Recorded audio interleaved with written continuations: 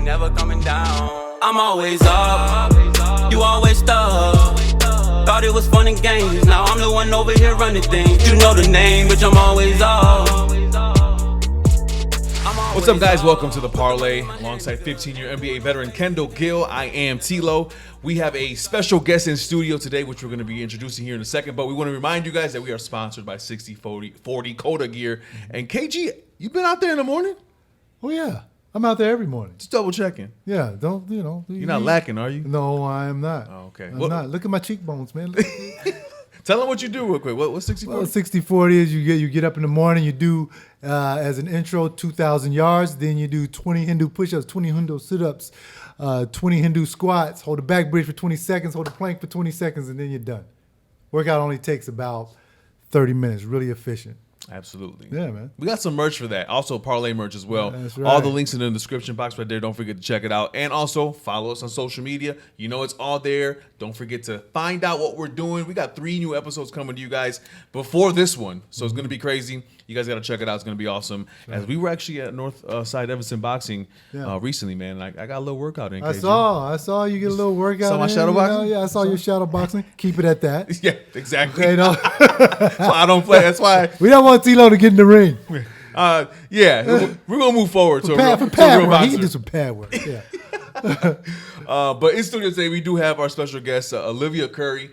She's a middleweight in boxing, a professional boxer, and she's actually ranked from many sites number 2 in the U.S., number 3 internationally. And you actually had some crazy news pop up recently, where you were going to be fighting at the Bobby Hits event about last week, actually, and that changed. What happened? Yeah, that changed. We got a phone call. So sometimes, when the phone calls come, you have to answer. So instead of that show, I'm going to be fighting now on the Paul Diaz card, Jake Paul and Nate Diaz in Dallas on August 5th. I'm going to be fighting Shadeja Green, one of Jake Paul's signees up at super middleweight. Yep. That's a great opportunity for you. Of course, we all know that Jake Paul is a hot ticket right now, and anybody on his card will get a lot of exposure. So that's a great opportunity for you. It is, yeah. Now you got to go in and beat his fighter, though. Yeah, that's right. I know. That's what we're gonna do. That's what we're planning on. All right. So you're fighting Shadeja Green. Obviously, you mentioned her. She's 12-0. So she's undefeated. You mentioned, she's someone not to mess with, right? So you're going in there, moving up in weight. Why did you feel like moving up in weight would be this good an opportunity for you? Yeah, I mean, I think honestly, right now, like in the women's game especially, there's not a ton of us compared to the men. So you see that a lot more. Like women are really moving around. We were thinking about moving down actually, if maybe there'd be more opportunities at 154. But moving up makes just as much sense.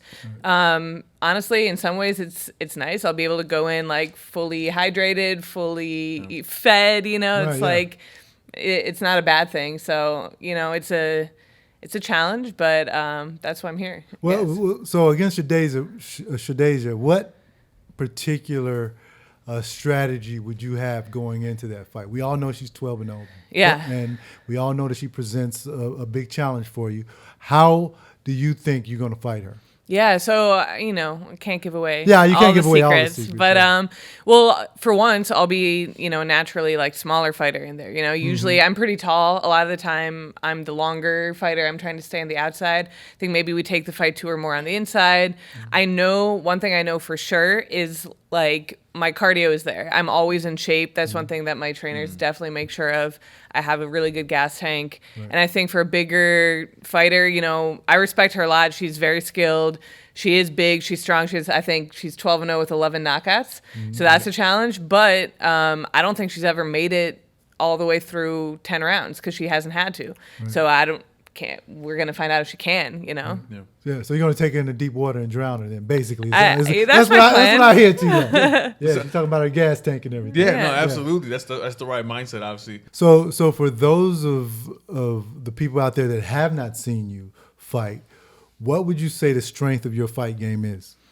I throw a lot of punches. For a middleweight, especially for a super middleweight, I think I'm coming at you throwing punches like I'm, a welterweight or below. Like we have a counter in the gym during sparring a lot of the time, and the numbers are high.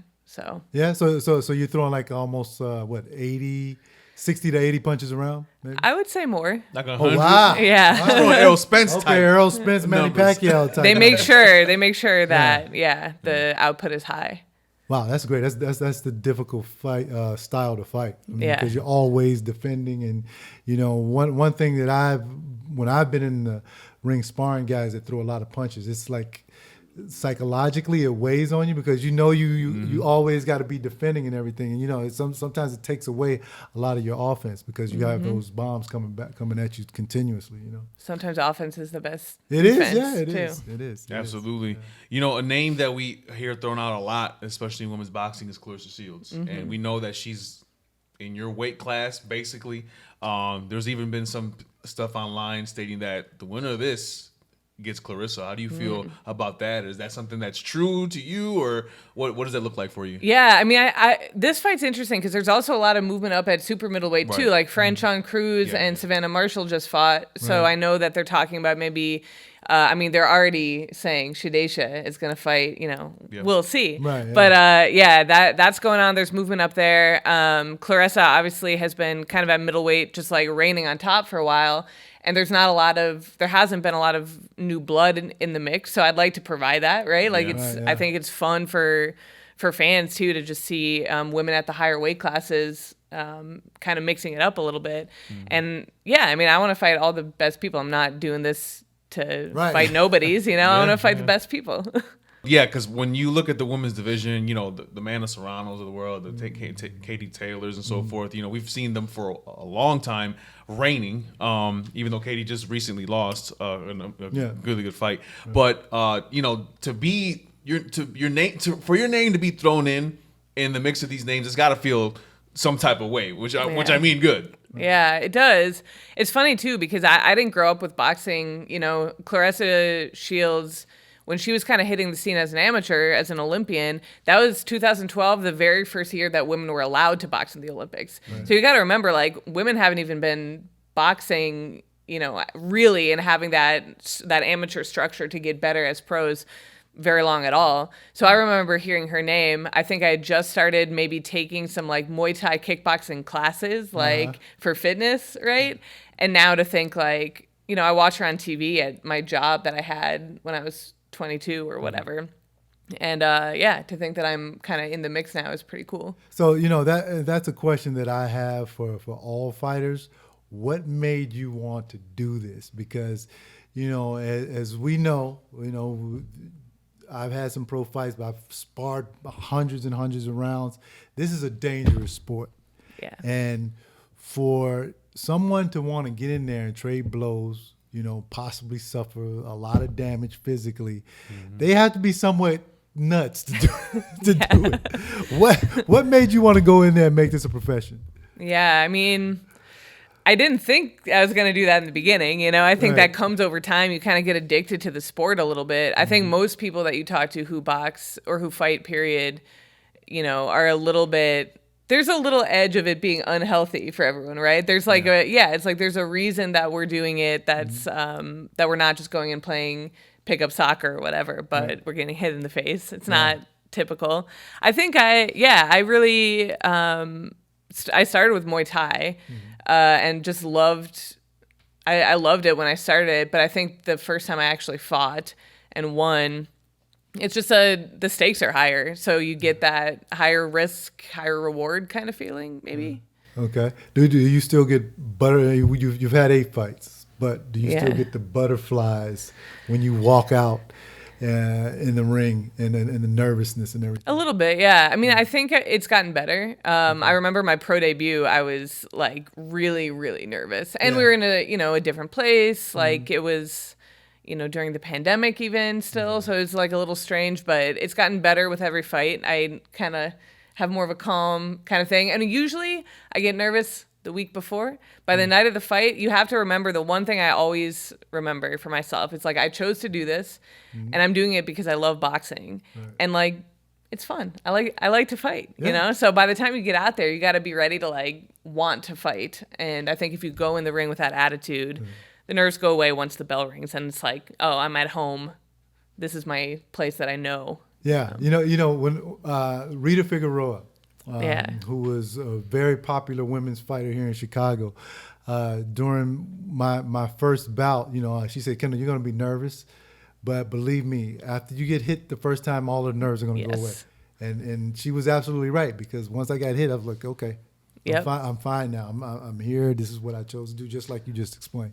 And it all kind of feels like, you're used to sparring, you're used to it. There's something, I always say this too, it's so interesting, like any boxing gym you go to in the world, really, even if you don't speak the language or it's like not your hometown, there's something that kind of feels similar, right? You hear the noises, you hear the bell going off in the background, like the sound of people jumping rope, the sights. It's like, it feels very comfortable, I think.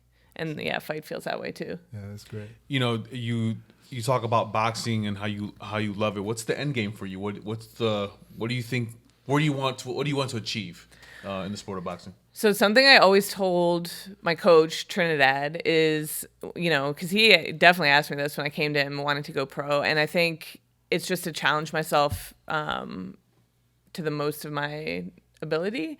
A world title is great. That's what we want if we're talking about like a hardware kind of goal, right? We want those world title belts, but really what I'm doing it for is to see how good I can be. And like, I don't know yet. And even when I stopped fighting as an amateur, that was right when COVID hit. And it, there's that thing of, I still don't feel like I've really even close to reach my peak of ability. And I'm still curious to find out how good I could be. So that's kind of where I'm at now still.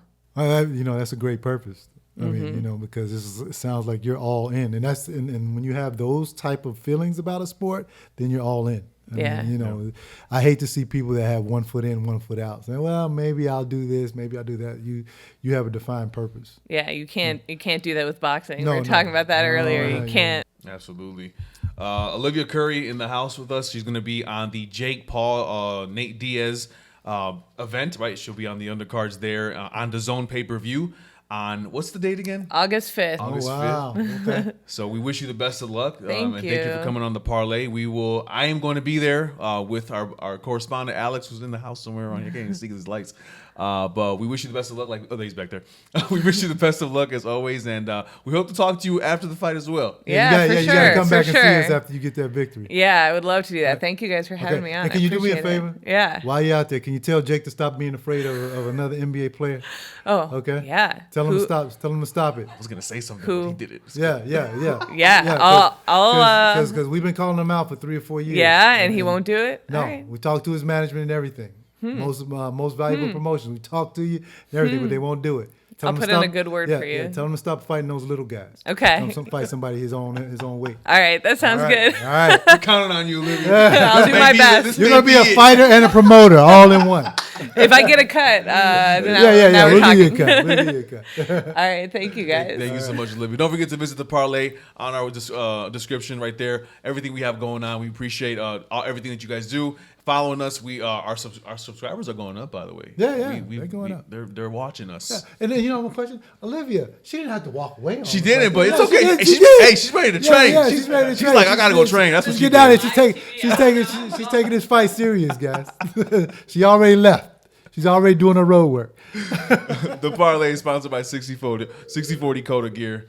Don't forget to subscribe. What's up, guys? TLO here for the parlay. 15-year NBA veteran Kendall Gill there. Sir. Don't forget to subscribe to everything you see there in the description box. We want to hear from you guys. And, of course, hit that bell for the notifications. Like that, you know what's going on. Hit it.